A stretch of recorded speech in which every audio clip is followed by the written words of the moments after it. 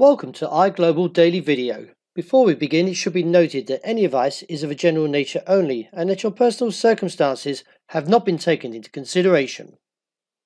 Hello everyone, my name is Rob Clayton and thank you very much for joining me. Well, to start with, the Australian dollar did gather in numbers to the bullish case and attempted to take on the challenge to that 60-day moving average, but at present has failed, and from the rejection is now slightly weaker on the day, with the resistance now seen at 78.80 from the 60-day moving average.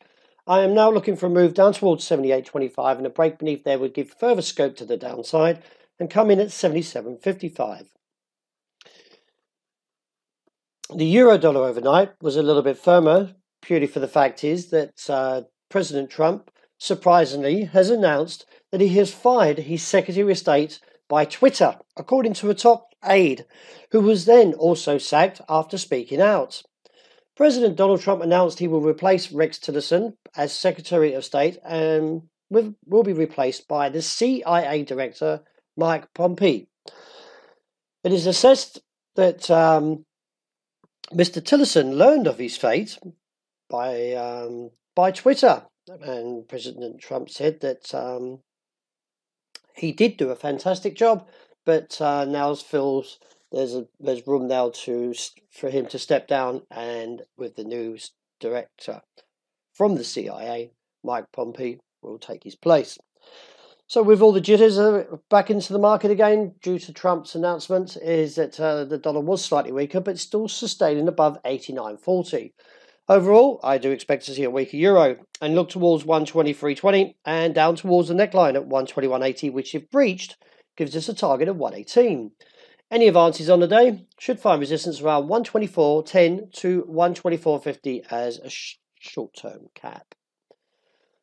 Well, the dollar-yen story ends with a doji being long-legged, and there was some hesitancy to take the challenge to the upside again.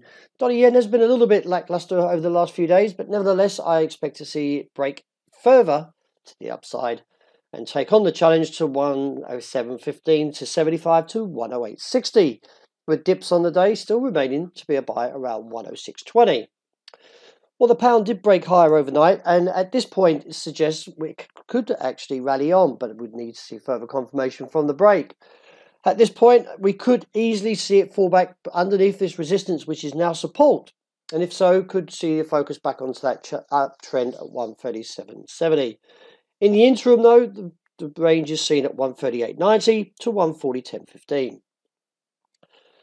Well, the gold overnight did take a step to the downside, but did recover back above 20 again. But overall, I'm not bullish. I do expect to see the market drop away from either 29 to 33 resistance and look towards 19 to 14, with the foundation still bullish and holding at 1,300.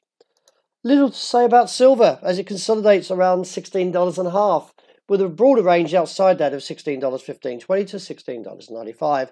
Still expect to see a slight weakness, but as you can see, the market's just coasting sideways. And wrapping up with oil, the market was weaker overnight and giving back further gains. I do expect to see the weakness to continue if we see a move sub $60. Therefore, would look towards 58 as an objective. But if you look at the weeklies, we're still rather heavy in terms of the market if we just stretch that out. And if this is the case, then I do expect not 58 as the target, but maybe towards $55. Resistance on the day seen at 61.60. So that wraps up for today. Thank you very much for joining me, and I hope you enjoy the rest of the day that's ahead.